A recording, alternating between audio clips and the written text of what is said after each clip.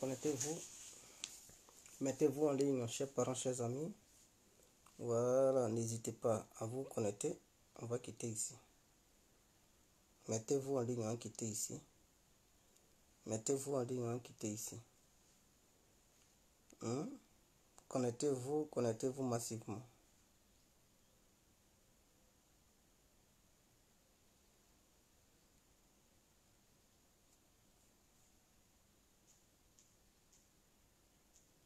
Connectez-vous massivement. Connectez-vous, connectez-vous. Et n'oubliez pas de vous abonner.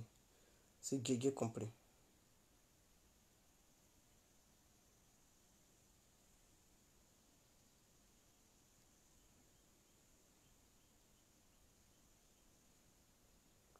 Mettez-vous en ligne, mettez-vous en ligne, mettez-vous en ligne. Mettez-vous en ligne.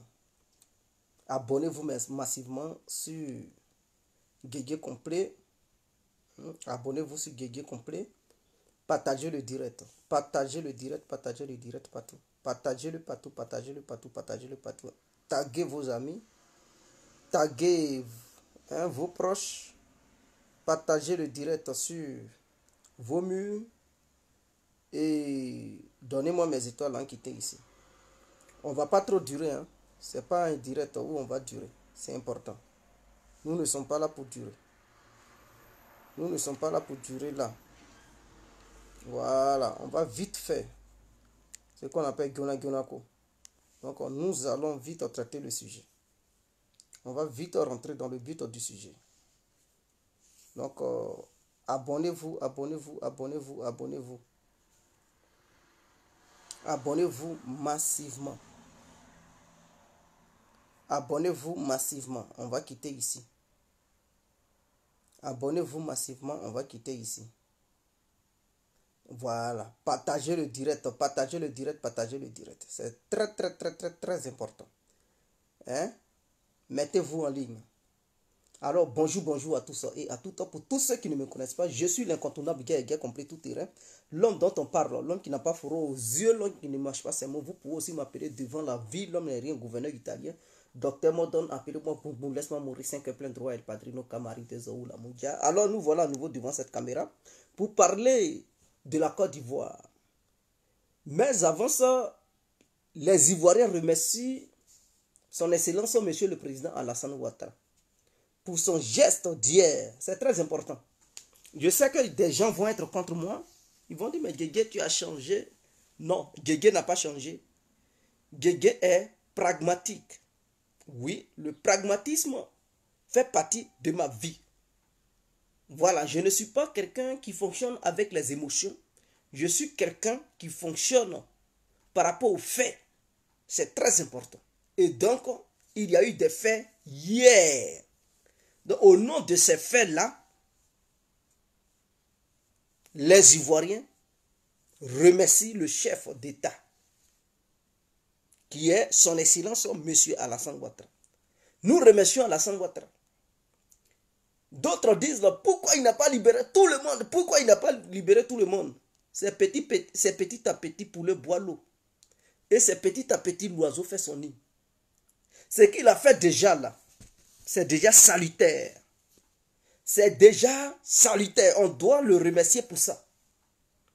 Parce que s'il voulait être méchant encore et continuer dans sa méchanceté, il n'allait pas poser cet acte. Et s'il ne posait pas cet acte, ça n'allait pas aller quelque part. Ah oui, il a déjà agi, il va dire, bon, moi je m'en fous. Je ne libère personne. Je ne prends aucun décret présidentiel pour libérer qui que ce soit, bien pour annuler une poursuite judiciaire quelconque sur envers une personne. Je fais mon mandat, dès que je finis, je me casse de la Côte d'Ivoire. Je m'en vais très loin, j'ai mes milliards, voilà. Mes enfants ont déjà leurs milliards, mes petits-enfants ont déjà leurs milliards. Ils prennent leur clic et clac, ils se cassent, moi aussi je me casse. Et puis ça ne va nulle part. On va crier, crier, crier, et puis il n'aura rien. Mais l'acte qu'il vient de poser est un acte de bravoure. Est un acte de bravoure parce que n'oublions pas, au sein du RADP là, ce que j'avais dit hier, il y a des nazis dedans. Il y a des gens, des vats en guerre, des gens qui ne veulent même pas attendre parler de paix. Des gens qui ne veulent même pas attendre parler de trucs, de la libération des prisonniers militaires ou quoi que ce soit. Les gens qui ne sont pas prêts à voir l'arrêt de la poursuite judiciaire contre Laurent Gbagbo. Des gens qui ne sont pas prêts. Il y a d'autres même, leur vœu là. C'est que la justice n'a qu'à toujours maintenir sa poursuite contre Laurent Gbagbo. La justice n'a qu'à maintenir ses prisonniers militaires en prison. Qu'ils périssent là-bas. Ça, c'est le vœu de beaucoup de militants du RADP. Je dis même militants, même il y a des hauts cadres qui pensent ainsi. Des hauts cadres qui ne sont pas des gens sur lesquels on peut compter pour une paix durable, pour une paix magnifique. Certes, Alassane Ouattara est le leader. Mais en dehors de lui, il y a des gens qui ont une idéologie vraiment pas possible. Ils ont une idéologie supranationaliste. Une idéologie de supériorité. Ils pensent qu'ils sont supérieurs aux autres. Et ils n'en ont rien à foutre. Et ainsi que dans les partis de l'opposition, il y a des militants qui sont comme ça. Il y a aussi des cadres qui sont comme ça, qui raisonnent. Donc il y a des nazis aussi dans l'opposition, comme dans le parti au pouvoir. Et donc les différents leaders politiques, ce sont des leaders qui luttent à longueur de journée, envers, non seulement envers leurs propres militants, mais envers le reste des Ivoiriens qui ne leur font pas confiance, ou bien qui ne les suivent pas. Donc ils mènent deux batailles à la fois. Alassane Ouattara, ce qu'il vient de faire hier, c'est salutaire. Il a libéré le commandant Abey, qui était le commandant de la gendarmerie, et Vagba Fossigno, qui lui, il était le commandant de la marine. Ça, c'est déjà quelque chose de positif. C'est salutaire, et nous lui remercions pour ça. Il a pris aussi un décret présidentiel pour que Laurent Gbagbo puisse bénéficier de sa rente viagère, ainsi que la levée de toute poursuite judiciaire contre sa personne. Ça, c'est déjà une avancée grandiose, ce qui permettrait à Laurent Gbagbo d'être candidat en 2025. Et donc, la justice ivoirienne ne pourra plus dire non, il y a une poursuite judiciaire contre toi, donc tu ne pourras plus être candidat. Donc ça, c'est une avancée majeure. Et ça, c'est salutaire. C'est à saluer. Voilà pourquoi je dis, on salue. Les Ivoiriens saluent Alassane Ouattara pour ce qu'il vient de faire. Peut-être les jours à venir, les mois à venir, il prendra encore ses décisions. C'est-à-dire, on doit l'encourager. On ne doit pas lui taper là-dessus pour dire oh, ceci, parce que il peut dire, bon, toutes ces années-là, est-ce qu'il avait pris une telle décision? Toutes ces années-là, il était campé sur sa position. On a fait quoi? Qui a fait quoi contre lui? Il était campé sur sa position. Personne n'a pu faire quoi que ce soit. Et s'il décidait de rester campé sur sa position, personne n'allait pouvoir faire quoi que ce soit envers lui. Est-ce que vous comprenez? Donc, je pense que sa position, sa manière de faire, sa prise de position est à saluer. Parce qu'il y a déjà quelque chose de positif. Quelque chose sur laquelle on peut se baser pour dire, bon, comme il a commencé, on doit l'encourager pour qu'il termine. Ah oui, oui, oui, il doit terminer. C'est qu'il a commencé. Donc, encourageons-le. Ne lui tapons pas là-dessus. Parce que si on lui tape là-dessus, les autres militants ou les cadres du RADP là, qui ne veulent aucune paix en Côte d'Ivoire, qui ne veulent pas voir la population ivoirienne se réunir, s'unifier, et aller de l'avant pour une Côte d'Ivoire meilleure, vont commencer à pomper le président pour dire « Ah, on t'avait dit de ne pas les libérer, tu les as libérés. Ouais, on t'avait dit de ne pas lever quoi que ce soit contre Gbagbo. Tu as vu, non? Voilà, leur grande gueule, voilà, c'est bien. Monsieur le président, il ne faut plus faire ça pour les autres. » Et donc, sa prise de position qu'il a, sa prise de position d'hier, on doit saluer ça et encourager le président en question. Qu'on l'aime ou pas, on doit l'encourager sur cette voie pour dire, ah, monsieur le président, vous pouvez faire mieux que ce que vous aviez fait hier. Vous pouvez encore faire mieux au nom de la paix, au nom du bien-être. de la Côte d'Ivoire. Parce que si ils ont libéré Gbagba Fosinyo et Abeyi, bon, on leur reprochait les mêmes choses. Ce qu'on reprochait à Seka Seka, à Dogbo Blé et les autres, on leur reprochait les mêmes faits. Mais si eux aussi, les autres ont eu la liberté, c'est que les autres aussi peuvent avoir la liberté. Parce que quand on les a mis en prison là, ils n'ont pas dit Dogbo Blé a tué plus que Abeyi ou bien plus que Gbagba Fosinyo ou bien plus que celui-ci. C'était les mêmes faits. Et c'était les mêmes condamnations. Et donc, si les autres ont eu la liberté, c'est que les autres peuvent aussi avoir la liberté. Donc, qu'est-ce qui bloque? Alors, il faut encourager ce qu'Alassane Ouattara a commencé. Encourageons-le pour qu'il aille encore plus loin pour libérer les autres. Et je pense qu'il peut le faire même peut-être cette année. À la veille du nouvel an, il peut aussi tenir un discours parce que à chaque nouvelle année, avant chaque nouvelle année, il tient un discours. Donc un discours pour une nouvelle vision ivoirienne, pour une Côte d'Ivoire nouvelle, pour la réconciliation et le bien-être et la cohésion sociale. Donc peut-être à la veille du nouvel an, Alassane Ouattara est capable de prendre encore une autre décision pour libérer les autres militaires qui n'ont pas eu la chance d'être en liberté à la veille de la date de l'indépendance de la Côte d'Ivoire. Et donc moi j'ai confiance. J'ai confiance que les mois à venir, ou bien à la veille du nouvel an, Ouattara est capable de prendre une telle décision pour permettre aux autres militaires de retrouver leur liberté totalement. C'est très important. Dis-moi la différence entre la grâce et l'amnistie.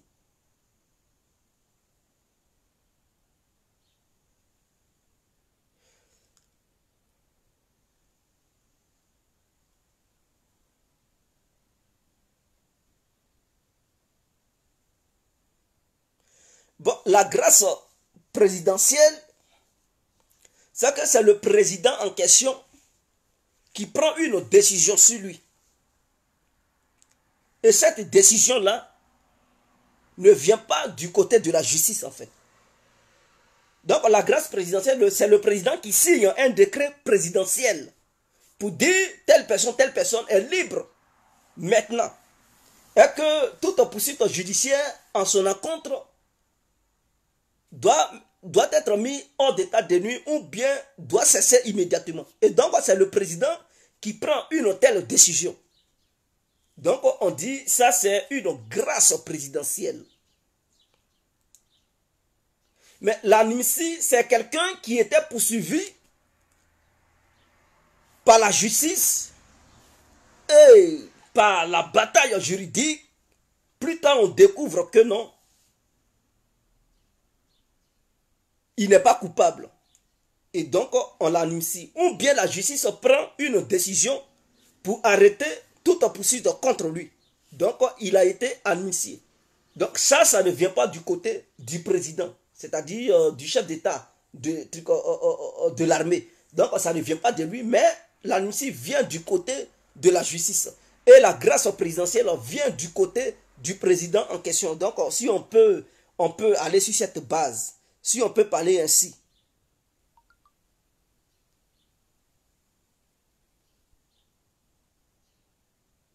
Non, ils vivent encore. Comment quelqu'un qui ne vit pas, comment on peut le libérer? Quelqu'un qui ne vit pas, on ne peut pas le libérer. On libère celui qui vit. On libère celui qui vit. Donc, ils vivent encore. Ils vivent encore. Voilà pourquoi je dis, encourageons Alassane Ouattara et demandons aux haineux, c'est-à-dire, il y a toujours des haineux dans tous les partis politiques, même dans la société publique même. Il y a des gens qui ne supportent aucun parti politique, mais c'est des gens qui sont très radicaux, ils ne veulent aucune paix. Quand ils détestent ta tête, ils s'en foutent. Ils s'en foutent. Liberté ou pas liberté, ce n'est pas leur problème. Pour eux là, tu n'existes pas. Ils ne tiennent pas compte de ta famille. Quand on leur parle de liberté, oh, on s'en fout de lui là. Il n'a qu'à crever là-bas. Et donc, il y a des gens qui raisonnent comme ça. Donc, ces gens-là, il ne faut pas, on va tenir compte d'eux. Parce que si on tient compte de ces gens de personnes, la Côte d'Ivoire ne peut pas avancer.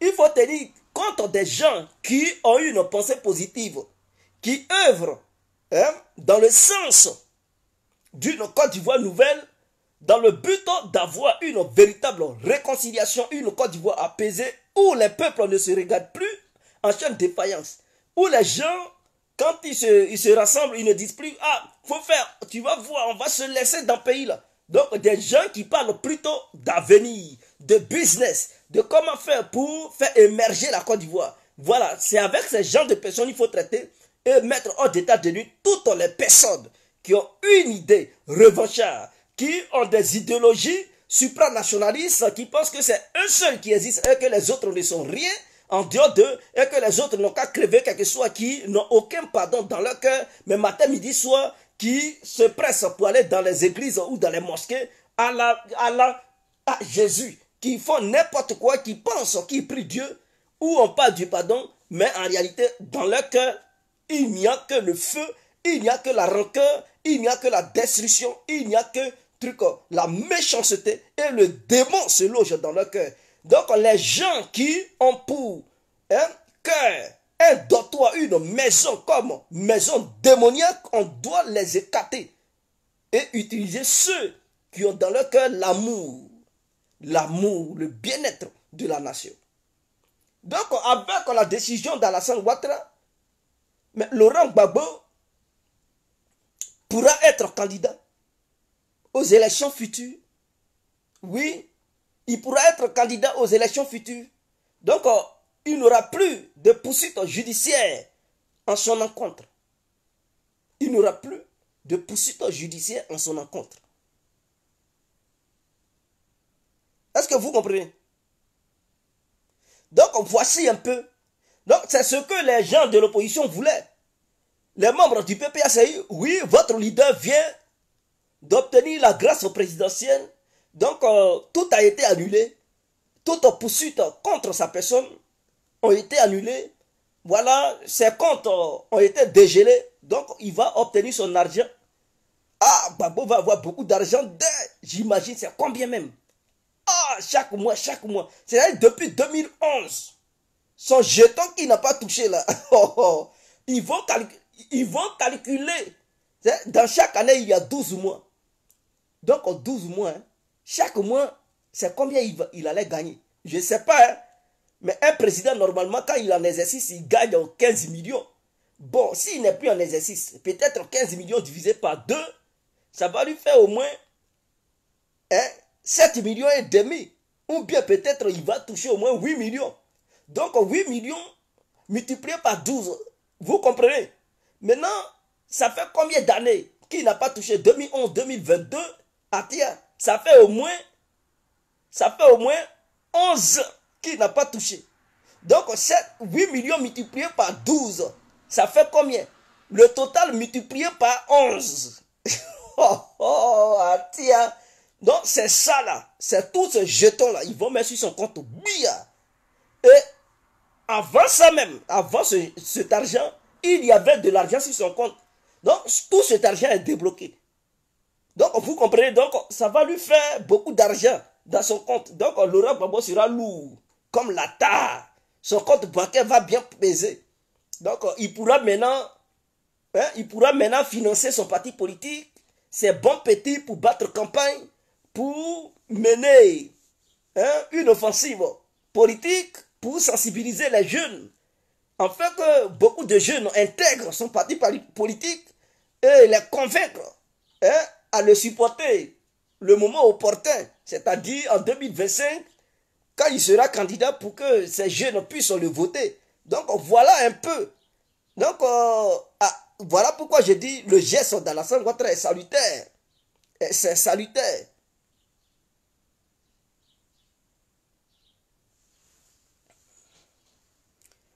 De libération, son casier judiciaire attaché. Non, je ne pense pas que son casier judiciaire soit attaché. Je ne pense pas que son casier judiciaire ait des problèmes. Je ne pense pas. Je ne pense pas qu'il ait un casier judiciaire sale. à la CPI n'a pas été condamné. En Côte d'Ivoire, bon, la condamnation, si on veut aller sur cette base, c'était une condamnation ferme. Ils n'ont pas dit une condamnation hein, contre Laurent Gbagbo, mais il devait être en liberté. Donc, si on veut aller sur cette base, ça veut dire que c'est la justice ivoirienne qui n'est pas honnête, qui n'est pas sincère. Parce qu'il est rentré en Côte d'Ivoire, ils ne l'ont pas mis, en prison. Donc, est-ce que la condamnation contre Laurent Gbagbo, c'était une condamnation avec sursis, où il devrait être en liberté, ou une condamnation ferme, où il devrait se retrouver à la Maca? Donc, si on veut aller sur cette base, dès lors que on veut respecter la condamnation judiciaire ivoirienne, mais on peut mettre en cause la justice elle-même qui n'a pas respecté ses propres normes. Donc, on ne peut pas parler de casier judiciaire parce qu'il y a des avocats, des juges qui peuvent décortiquer ça pour dire, bon, ce n'était pas une condamnation en réalité. Et donc, cette grâce présidentielle annule tout. Voilà, annule tout. Donc, voilà un peu. Donc, cela annule tout. Il peut être candidat. Et puisqu'il est en Côte d'Ivoire, on dit pour être candidat, il faut être en Côte d'Ivoire pendant 5 ans. Mais Gbagbo est arrivé en Côte d'Ivoire, ça fait combien d'années même? Il est arrivé en Côte d'Ivoire, peut-être c'est en 2020, non? C'est en 2020 il est arrivé en Côte d'Ivoire ou bien 2021.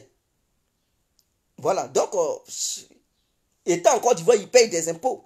Donc, c'est quelqu'un qui est domicilié. En Côte d'Ivoire, il est ivoirien, donc normalement, il rentre dans les conditions, dans les normes.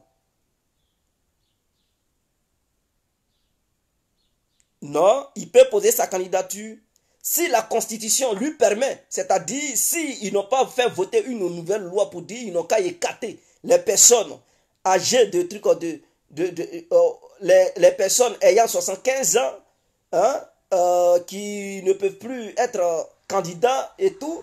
Bon, si la nouvelle Constitution n'est pas adoptée, ou bien s'ils ne font pas voter une nouvelle loi pour écarter toute personne ayant au-dessus de 75 ans, Laurent Gbagbo peut être candidat. Si la condition reste la même, ça veut dire l'âge pour être candidat est illimité. Même à 100 ans, à 120 ans, tu peux être candidat.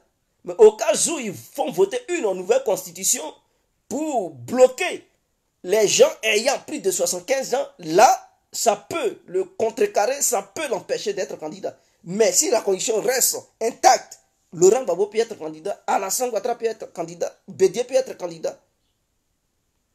Non, Bekatagro, je te le dis, c'est un fait. Donc, c'est un fait, il va être candidat, ne vous inquiétez pas. Ne vous inquiétez pas, il sera candidat. Vous pensez que s'il n'allait pas être candidat, Ouattara allait prendre de telles décisions? Il allait dire, bon, il n'a qu'à débloquer son compte bancaire, mais la poursuite judiciaire n'a qu'à rester. Et ça allait être un bon argument pour l'empêcher. Voilà. Ça allait être un bon argument pour l'empêcher.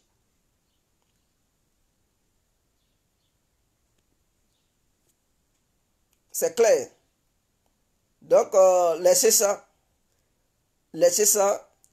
Pour dire, bon, pour être candidat, il ne faut pas avoir un casier judiciaire qui est sale. C'est ça? D'après la constitution ivoirienne. Ah, je comprends.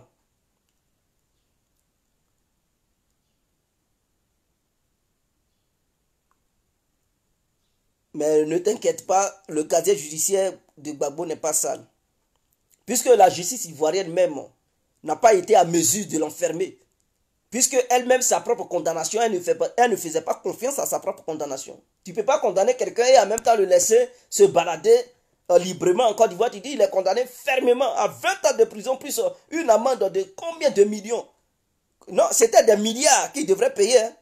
Mais, et tu n'exécutes pas ta propre décision. Ça veut dire toi-même tu ne fais pas confiance à ta propre décision. Et Laurent Gbagbo ne reconnaissait pas la condamnation de la justice ivoirienne.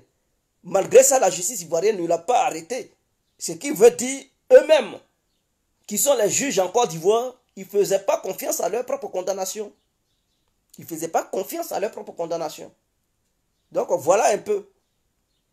Donc puisque la CPI ne l'a pas condamné, ce qui veut dire son casier judiciaire n'a pas été sali par son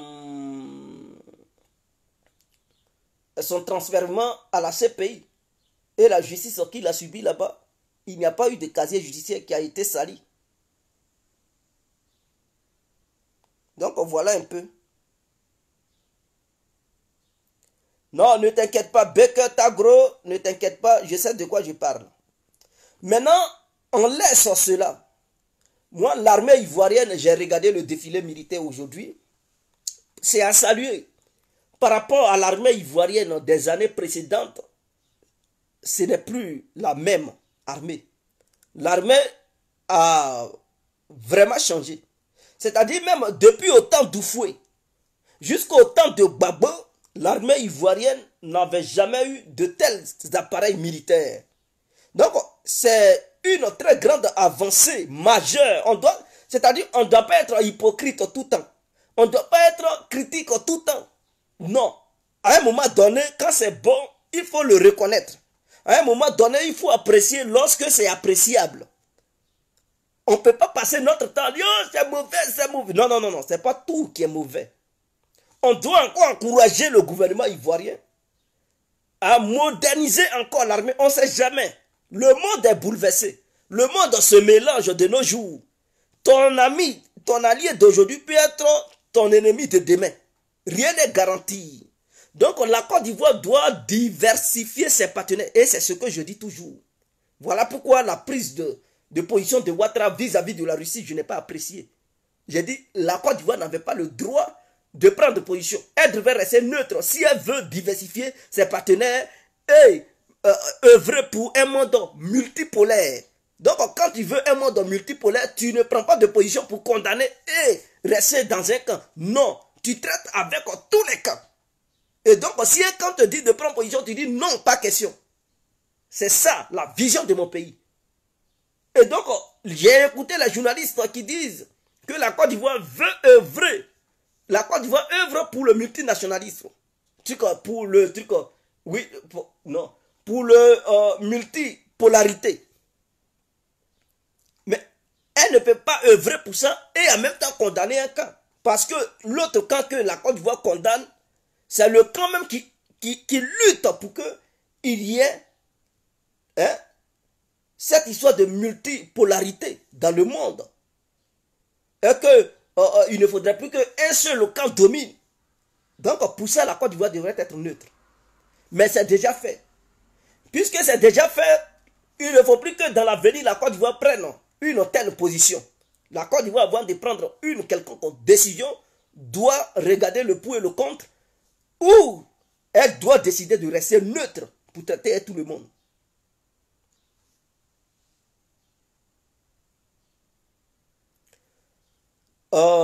Les appareils de l'armée française et tout, moi, personne ne m'a dit que ce sont les appareils de l'armée française.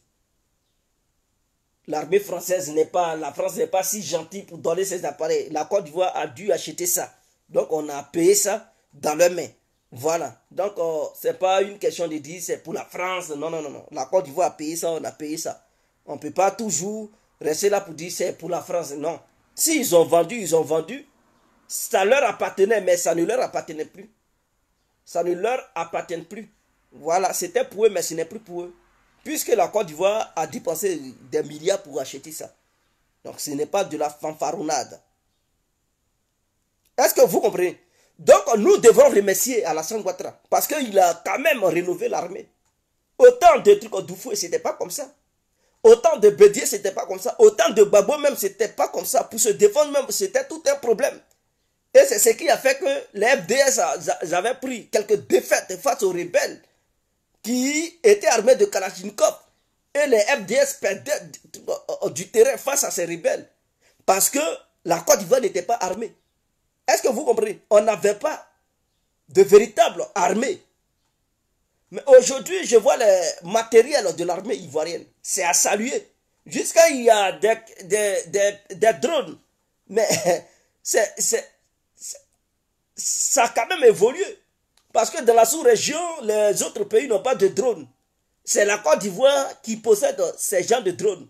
Donc, les drones de surveillance. Vous savez, de nos jours, la guerre moderne ne se fait pas sans drone.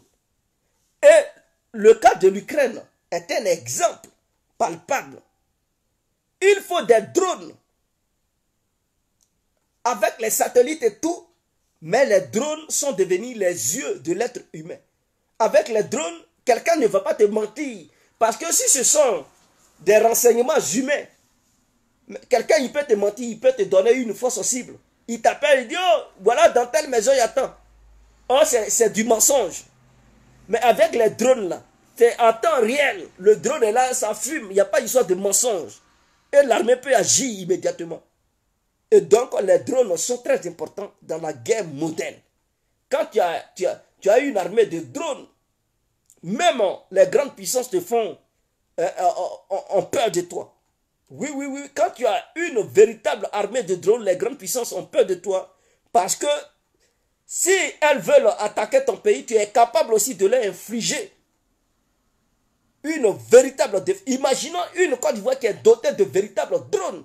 Mais vous pensez que l'armée française peut agir comme ça? Mais si elle agit, mais le 43e Bima aura du mal à suivre parce qu'il aura des milliers d'attaques de drones sur la base du 43e Bima. Et donc, ils auront du mal.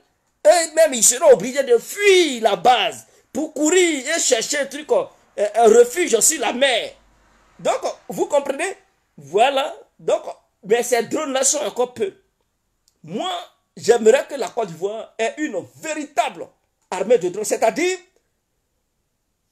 constituer une armée à part entière, dotée uniquement de drones, qui est spécialisée dans le pilotage de ces engins sans pilote. Donc, des drones d'attaque, c'est-à-dire des drones qui vont rester dans l'espace aérien pendant 24 heures, qui cherchent des cibles, qui sont dotés de missiles, capables de les laguer en temps réel. Donc, des drones d'attaque, des drones de renseignement et des drones kamikazes. Voici ces trois types de drones. L'armée ivoirienne doit se doter de ça. Ce n'est pas tout qui est cher. Les drones occidentaux sont chers, oui, parce qu'eux, ils font cher à leur truc. Mais au Moyen-Orient, il y a des pays qui fabriquent des drones. La Chine fabrique des drones, la Turquie fabrique des drones, l'Iran fabrique des drones, hein? La Russie fabrique des drones. Donc, les pays qui fabriquent les drones, il y en a beaucoup maintenant. On peut diversifier cela, acheter des drones dans les mains des pays où leurs drones ne sont pas chers, mais qui sont de bonnes technologies. Et doter de ça à notre armée ivoirienne. Ça va permettre à l'armée ivoirienne d'être crainte par les pays limitrophes. Oui, par les pays limitrophes. Comme ça réduit le risque de mort d'être humain. C'est-à-dire quand vous avez beaucoup de drones, mais les soldats eux-mêmes, ils ne vont plus sur le terrain. Les soldats, ils sont en retraite et les drones font le travail sur le terrain. Ciblent les ennemis, frappent les ennemis. Maintenant, s'il y a des bandits, mais avec les drones qui sont dans l'espace aérien, qui surveillent 24 heures sur 24 heures, parce qu'il faut faire la permutation. Sinon, je peux dire la mutation en fait. C'est-à-dire, si on a plusieurs drones, on peut dire, bon, 2 drones vont surveiller les frontières nord, 24 heures sur 24 heures qui sont là-bas, pour voir s'il n'y a pas de terroristes qui s'infiltrent au sein du territoire national ivoirien. S'il y en a seulement, ça les frappe, sans mettre en danger nos propres soldats. Et donc, les engins seront pilotés en distance pour frapper des bandits, des trafiquants de trucs, ou bien des passeurs d'armes, ou bien, je ne sais pas, des terroristes, pour les cibler sans mettre en danger les soldats ivoiriens.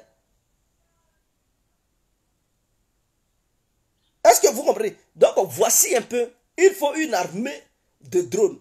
Donc, des drones d'attaque, des drones de renseignement et des drones kamikazes. Si on a ces 3 types de drones, la Côte d'Ivoire sera, la sécurité ivoirienne sera garantie à 100%. Est-ce que vous comprenez? En dehors des drones, il faut aussi avoir des batteries anti-aériennes. Oui, parce qu'il ne s'agit pas d'avoir des drones Mais l'ennemi, parce que les drones, de nos jours, même le terroriste, il peut aussi avoir des drones. Hein. On peut acheter des drones sur Internet. Il peut remplir des drones de trucs, de bombes pour faire des kamikazes. Maintenant, si nous, on n'a pas de trucs de batterie anti-aérienne, on n'a pas de radar pour détecter ces drones en temps réel, on fait comment? Tu as drone, mais l'autre aussi, il a drone. Tu fais comment pour le combattre? Donc, la Côte d'Ivoire est une nation indépendante, est une grande nation. Et cette nation a le droit de se doter des armes de défense anti-aérienne. Ce n'est pas les canons que j'ai vus où les gens sont assis. Je ne parle pas de ces petits canons-là. Je parle des vrais missiles anti-aériens où il y a des radars. Des radars, des missiles qui peuvent abattre des avions à des milliers de kilomètres. La Côte d'Ivoire a besoin d'une telle armée, d'un tel armement. Donc on doit se doter de batteries anti-aériennes pour surveiller notre espace aérien. Pour ne pas que n'importe qui viole notre espace aérien. Comme ça, le jour où on dit notre espace aérien est interdit à tel pays ou tel avion pour qu'ils puissent respecter ça. Parce que si tu n'es pas doté de batteries anti-aériennes, tu vas dire, oh, j'ai interdit telle compagnie hein, à mon espace aérien. Et puis ils peuvent violer et il n'y a rien. Parce qu'ils savent que tu n'es pas doté des armements nécessaires pour leur faire peur. Donc ils violent ton espace aérien et puis ça ne va nulle part. Mais quand tu es doté des armes nécessaires, quand tu dis, tu fermes ton espace aérien, tout le monde sait que tu as les moyens d'abattre n'importe quel objet volant qui ne t'a pas demandé la permission qui pénétrera ton espace aérien, tu es capable de l'abattre. Donc eux tous, ils respectent ton espace aérien. Est-ce que vous voyez les Maliens qui respectent leur espace aérien? Ils disent, oh, espace aérien. Ben, il y a des avions qui violent ça. Parce qu'ils se disent, ils n'ont pas les moyens de les abattre. Donc la Côte d'Ivoire doit se donner les moyens. En Côte d'Ivoire, on doit se donner les moyens. Il y a plusieurs armes. Ce n'est pas ces petits canons où les gens ils sont assis. On dit ça, c'est les défenses anti-aériennes. Mais ça fait pitié. C'est un truc, on n'a même pas de radar. Le radar, ce sont les yeux humains. C'est-à-dire, tant que tes yeux ne voient pas le truc, tu ne peux pas tirer sur ça. Mais il y a des objets volants qui ne sont pas visibles à l'œil nu. Et donc, il faut des radars pour les détecter. C'est très important. La Côte d'Ivoire doit se doter d'un tel armement. Et la Côte d'Ivoire aussi, ce qu'on a là, ce n'est pas beaucoup. Au niveau de l'armée terrestre, on a vu, je félicite la modernisation de l'armée ivoirienne. Mais ce n'est pas encore complet. Il faut d'autres armements. Oui, des lance-missiles multiples. Il faut ça à l'armée ivoirienne. C'est une armée, on n'a pas de limite. Pour notre armée, on doit doter notre armée des armes nécessaires. Imaginons, s'il y a un truc, s'il y a palabre entre État et État, on ne sait jamais, la Côte d'Ivoire aujourd'hui a des querelles avec ses voisins, on ne sait jamais. Ton voisin peut devenir ton ennemi de demain. Ah oui. Et donc, il faut se préparer à toute éventualité. Donc, on doit avoir une armée terrestre puissante. On doit avoir des lance-missiles multiples. Parce que de nos jours, c'est ça qui fait la différence. Ce n'est plus histoire de chars. Parce que chars de guerre, là, oui, je dis ça pour que les gens comprennent. Chars de guerre, chars de combat, là. Quand l'autre en face, il a des missiles anti-chars, c'est fini. Il va détruire tes chars et puis ça n'ira nulle part. Je dis, si l'autre en face, il a des missiles anti-chars, c'est fini pour tes chars. Il va les détruire et puis c'est fini. Oh, les lance-missiles multiples, tu n'es pas obligé. C'est-à-dire que ça ne rentre même pas dans le périmètre des missiles anti-chars. Tu peux frapper l'ennemi à une distance de 40 à 80 km, sinon que 100 km. Donc le missile anti-char là, lui il n'a pas eu une portée de 100 km, il n'a pas eu une portée de 40 km, il n'a pas eu une portée de 80 km. Est-ce que vous comprenez? il a peut-être une portée de trucs de 5 km. Or, le chien pour tirer, il a apporté des missiles anti-chars des ennemis. Or, les lances multiples, les lances missiles multiples ne rentrent pas dans la ligne de mire des missiles anti-chars.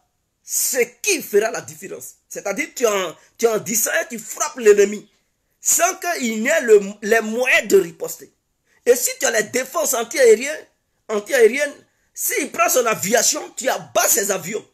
Et donc, du coup, tu seras en supériorité numérique. Et l'ennemi sera obligé de reculer. Donc, si, imaginons la Côte d'Ivoire n'a pas ça. Les lances missiles multiples. Et on croise un pays ennemi qui est doté de ça. Vous pensez que l'armée ivoirienne peut faire quelque chose? L'armée ivoirienne ne pourra rien faire.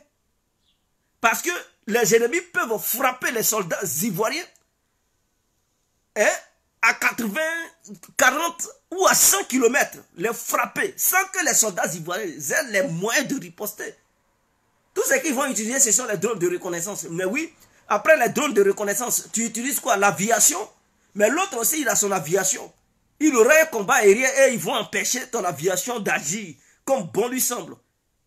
Et avec son artillerie, il va nous garder en distance et il va prendre du terrain. Et donc, c'est-à-dire la Côte d'Ivoire, le gouvernement ivoirien doit revoir ce côté-là. Il ne faut pas, ils vont dire que ce sont les pays africains, ils n'ont pas le droit d'avoir un tel armement. Et on a le droit d'avoir ça. Nous aussi, on est indépendants. Ceux qui ont ça là, eux, ils sont comment? Et nous, là, on est comment? Eux, ils sont un pays, non? Ils se dotent d'un tel armement. Pourquoi ils nous empêchent, nous, Africains, d'avoir ça? Non. De nos jours, il n'y a plus de limite en matière d'armement. On doit avoir ce qu'eux aussi, ils ont.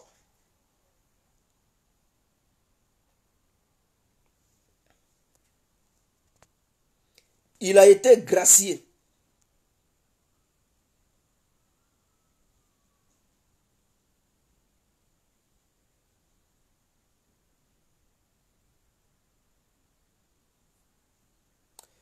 Il a été gracié. Donc, voici un peu. Donc, il manque un tel armement à la Côte d'Ivoire. Les Ukrainiens, est-ce qu'ils n'ont pas de chars de guerre? Les Ukrainiens ont des chars de guerre, des chars de combat. Mais ce n'est pas les chars de combat qu'ils peuvent prendre pour approcher les Russes. Les Russes, sur les véhicules, il y a des missiles anti-chars. Sur chaque char, il y a des missiles anti-chars. Donc, si les Ukrainiens approchent trop les chars, ils vont les détruire en distance. Donc, voilà pourquoi les Ukrainiens pleuraient. Donnez-nous des armes à longue portée. Donnez-nous. Ils ont des chars, non? Pourquoi ils disent pas on veut des chars? Non, non, non. Ils disent des armes à longue portée. Voilà pourquoi les Américains donnent des HIMARS, les Français donnent des César, et d'autres donnent certains armements. Parce qu'ils voient que la guerre moderne ne se fait plus avec des chars corps à corps. Les Russes ont fait ça au début. Les Ukrainiens étaient dotés des missiles anti-chars que les Occidentaux leur avaient donné. Les Américains, les Canadiens, les Anglais, les Français, les Allemands, les Suédois, les Finlandais. Ils avaient donné des milliers de missiles anti-chars aux Ukrainiens. Et donc cela avait permis aux Ukrainiens de viser les chars russes. Ils les avaient détruits par milliers. Quand les Russes ont compris, ils ont dit, bon, ok, il n'y a pas de souci. Comme c'est comme ça vous voulez faire, bon, nous allons utiliser l'artillerie. Et donc les Russes ont fait sortir leurs Smash, leurs Grad, leurs Ouragan, leurs Thor. Donc en distance, ils frappent. C'est ça, les Ukrainiens disent, mais c'est un déluge de feu, c'est l'enfer. Quand ils voyaient ça, ils disent, c'est l'enfer. Donnez-nous des armes à longue portée. Parce qu'ils voyaient que leurs missiles anti-chars ne pouvaient plus rien faire. Puisque les lance-missiles multiples russes restent à une distance de 80 à 100 km ou 40 km pour frapper. Et donc, c'est hors de portée de leurs missiles anti-chars. Ils vont faire quoi leurs missiles anti-chars? Ils voyaient que leurs missiles anti-chars n'avaient plus d'utilité. Ils les jetaient. Ils cherchaient maintenant qu'est-ce qu'ils devraient faire. Donc, en Côte d'Ivoire, il nous faut ces genres de missiles anti-chars. Et je pense que l'année prochaine, lors du défilé prochain, on verra ces genres d'armes au défilé. Et on verra que la Côte d'Ivoire encore grandir. Et il faut un transfert de trucs de technologie. On ne peut pas passer notre temps à payer. Parce qu'un pays qui achète des armes, lorsque ce pays est en guerre, et que ses partenaires ne veulent plus lui livrer des armes, ce pays perd la guerre. Mais quand le pays lui-même, il est fabricant d'armes, là, il sait que quand il est au front, il perd des matériels, mais il les renouvelle, il fabrique d'autres matériels pour remplacer ce qu'il a perdu. Est-ce que vous comprenez? C'est-à-dire, entre l'Ukraine et la Russie, au jour au lendemain, si les Occidentaux, l'OTAN, décident de ne plus aider les Ukrainiens, c'est fini. En une semaine, ils vont commencer à courir dans leur propre pays, ils vont fuir. Parce que là, ils savent qu'ils ne vont plus fabriquer d'armes. Ils savent que leurs usines d'armement, tout a été détruit. Et qu'ils tiennent parce qu'ils comptent sur d'autres personnes qui les financent, qui les aident, qui les entraînent. Mais la Russie ne compte pas sur qui que ce soit. Parce qu'elle-même, elle est exportatrice d'armes. Elle est une grande puissance qui exporte des armes à travers le monde. Donc, si elle perd des matériels sur le terrain, elle en fabrique des milliers. Voilà pourquoi la Russie ne dit pas, bon, j'arrête l'opération. Elle sait que ce qu'elle a perdu, là, elle va les renouveler. Et donc, voilà, ça lui permet de renouveler son armée d'ailleurs. Parce que tous les anciens matériels de guerre, elle est liquide. Et ce qu'elle fabrique nouvellement, ce sont des nouvelles armes. Et donc, la Côte d'Ivoire doit revoir même chars de guerre. On doit quand même être en mesure de fabriquer des chars de guerre. Les chars qui sont les chars là, on doit être en mesure de fabriquer ça. Parce que, qu'est-ce qui fait la force des trucs de l'Occident? Surtout l'Allemagne. On ne peut pas rester là toujours, vendre cacao, vendeur. On ne peut pas être les vendeurs de cacao quand même, tout le temps. Il faudrait que nous soyons en mesure d'être aussi des vendeurs d'armement, des vendeurs de chars. Parce que c'est tout ça qui peuvent renforcer l'économie ivoirienne. On ne peut pas laisser notre économie être basée sur l'agriculture. Et d'ailleurs, ça va nous empêcher déjà d'investir dans les achats de matériel de guerre. Si nous-mêmes on fabrique, on pourra commercer avec les autres. Donc c'est les autres qui vont payer dans nos mains, on va gagner beaucoup d'argent et ça va enrichir la Côte d'Ivoire. Parce qu'on vend le cacao et l'argent du cacao, on prend ça, on s'en va payer encore des armes. Donc non seulement cet argent qu'on devait prendre pour construire le pays, on va investir ça dans les armes. Or, si on était nos propres fabricants d'armes, on n'allait plus acheter d'armes. Ce sont les gens qui allaient courir les autres pays africains. On allait faire du lobbying pour dire, hey, la Côte d'Ivoire fabrique des armes. Donc, au lieu d'aller payer en Occident, là, venez acheter chez nous, c'est de la bonne qualité. Hein? Ceci, cela. Et ils allaient courir pour venir. Donc, du coup, on allait faire des salons d'armement, c'est-à-dire participer aux Jeux internationaux de l'armement. La Côte d'Ivoire allait envoyer ses produits pour essayer d'internationaliser ces produits et vendre ça au prix même. Si on est meilleur dedans, il y a des grandes puissances qui peuvent passer des commandes chez nous. Hein. Ah, mais bien sûr, il y a des grandes puissances qui peuvent passer des commandes chez nous. Il suffit de maîtriser ce que tu fais. Et les autres qui sont les grands du monde, c'est pas tout ils savent faire. Il y a certains domaines qu'ils ne maîtrisent pas encore. Si nous, on met du sérieux et qu'on fait du sérieux, on peut maîtriser certains domaines. Et puis eux, ils seront obligés de venir acheter ça dans nos mains. Et donc ça aussi, c'est un bon business pour la Côte d'Ivoire. Donc pourquoi ne pas promouvoir cela? Je pense que le gouvernement d'Alassane Ouattara peut le faire. Permettre à nos ingénieurs de faire des recherches pour construire leurs propres armes. Donc on doit avoir une industrie de l'armement. Kalachnikov qui est Kalachnikov, quand même, on doit être en mesure de fabriquer pour nous. Même ce qui est supérieur au Kalachnikov.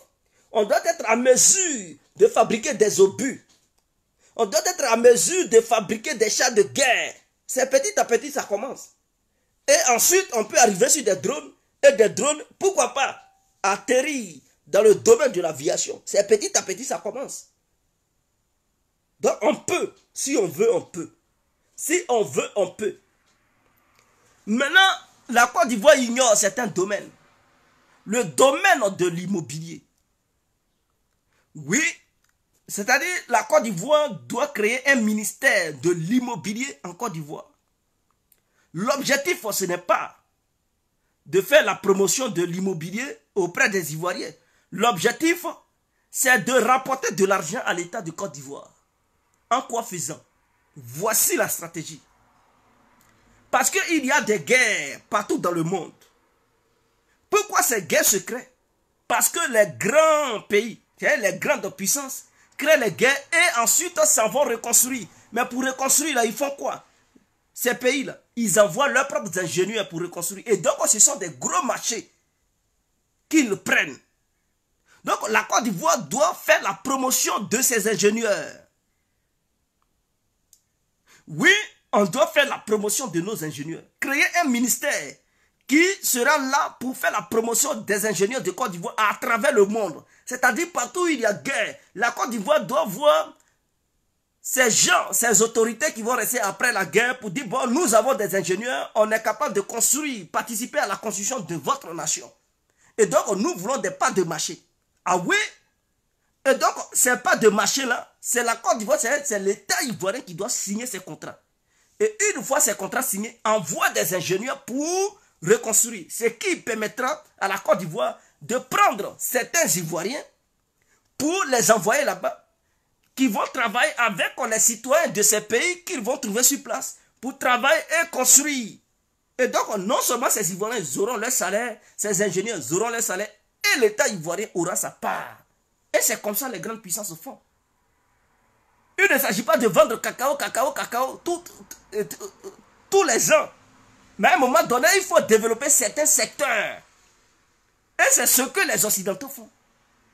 Quand il y a des guerres, après la guerre, vous ne voyez pas, ils se bousculent pour la reconstruction des pays. Mais qu'est-ce qu'ils font? Eux, ils envoient leurs ingénieurs, ils prennent, ils sont capables de marcher de l'immobilier. Et ça, ce sont des milliards de dollars. Mais nous, on a des immobiliers, non? Je dis immobilier. On a des ingénieurs. On peut les promouvoir. Pourquoi ne pas créer un ministère spécial pour ce domaine? Voilà ce qui se passe en Ukraine. S'il y avait un ministère de l'immobilier pour promouvoir les ingénieurs de Côte d'Ivoire après la guerre, mais la Côte d'Ivoire allait œuvrer auprès des autorités ukrainiennes pour dire, ben, on veut participer à la reconstruction. On a des bons ingénieurs. Voilà, voici ce qu'on propose comme truc. Donc, ce qu'on veut pour participer. Et l'Ukraine, on nous paye, ou bien du côté de la Russie, où la Russie s'est accaparée. On peut aller, tout est rasé, tout est détruit. Donc, ils ont besoin de plusieurs ingénieurs du monde pour reconstruire. La Corée du Nord a déjà proposé à la Russie. Donc, les Russes ont dit, bon, ils veulent les ingénieurs nord-coréens pour participer à la construction. Mais la Côte d'Ivoire est où? Parce que la Russie et les Occidentaux ne s'attendent pas. Donc, ils ne vont pas vouloir prendre des ingénieurs occidentaux. Si nous, on avait des ingénieurs que l'État faisait leur promotion, mais c'est un grand marché. Et ça, c'est des milliards. On n'a pas besoin de vendre cacao pour avoir des milliards. Et donc, l'État ivoirien allait signer un contrat avec les autorités russes pour participer à la construction des villes occupées par les Russes. Et ça, l'État ivoirien allait avoir de l'argent. Et ça, aucun État africain ne le fait. Pourquoi? Or, c'est un grand domaine qu'il faut développer.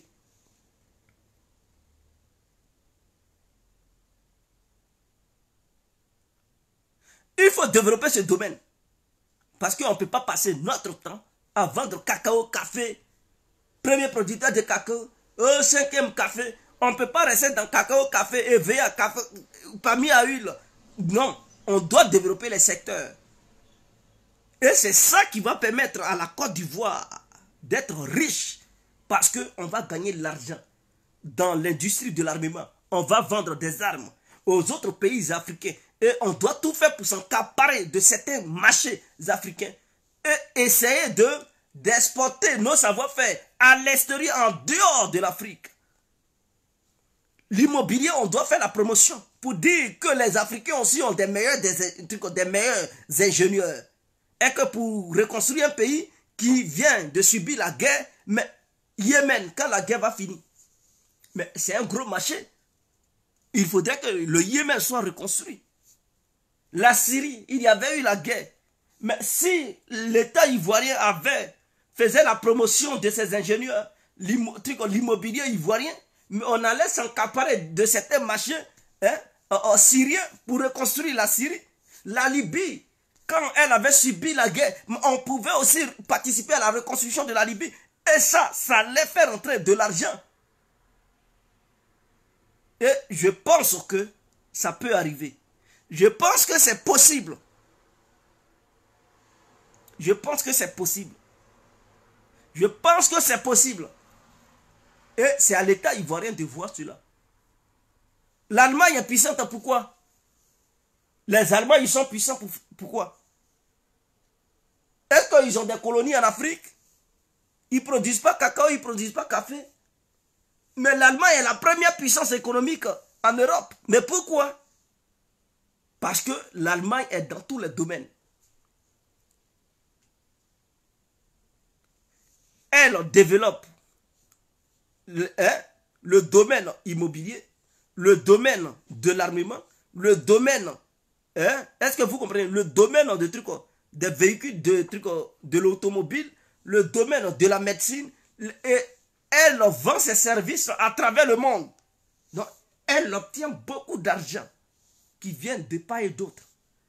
Ça fait de l'Allemagne un pays fort, économiquement parlant. Et ça, en Côte d'Ivoire, on peut le faire. Dans la sous-région, on peut œuvrer pour ça. On peut œuvrer pour ça. Vendre le service ivoirien aux autres pays africains.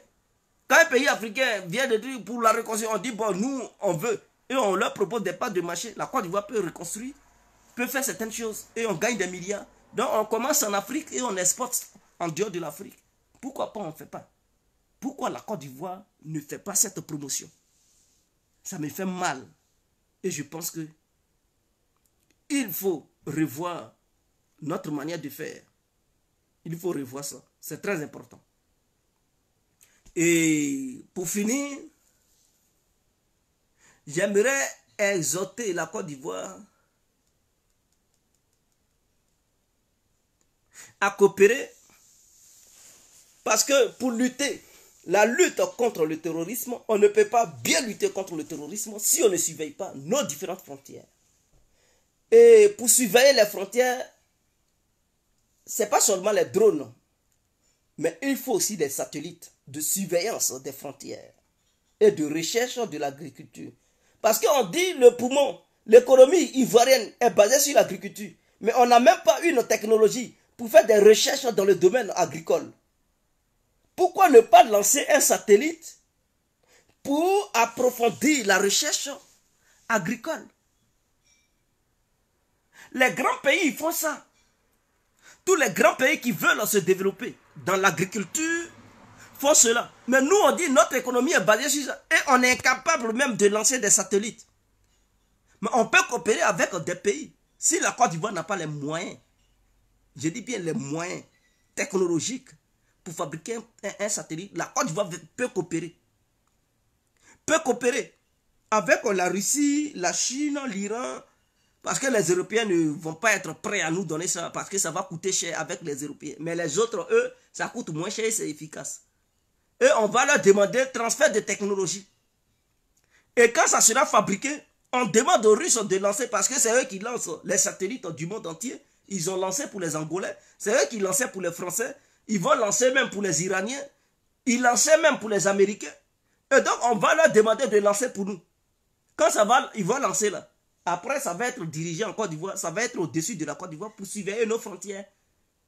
Voilà, s'il y a des bandits qui y rentrent, on peut avoir des images satellitaires. L'état-major de l'armée aura un grand appareil qui sera connecté avec ce satellite pour surveiller les frontières et aussi faire des recherches dans le domaine de l'agriculture pour améliorer l'agriculture en Côte d'Ivoire. Pourquoi on ne le fait pas? L'État ivoirien peut le faire. Ce n'est pas les moyens qui manquent. Les moyens sont là. Mais c'est le courage qui manque à l'État ivoirien. C'est le courage qui nous manque. On n'a pas l'audace. Sinon, on pouvait être audacieux pour aller en avant. Je pense que j'en ai fini. C'était l'incontournable, Dieu qui a compris. Ciao et bonne indépendance à tous les Ivoiriens et à toutes les Ivoiriennes. On est ensemble.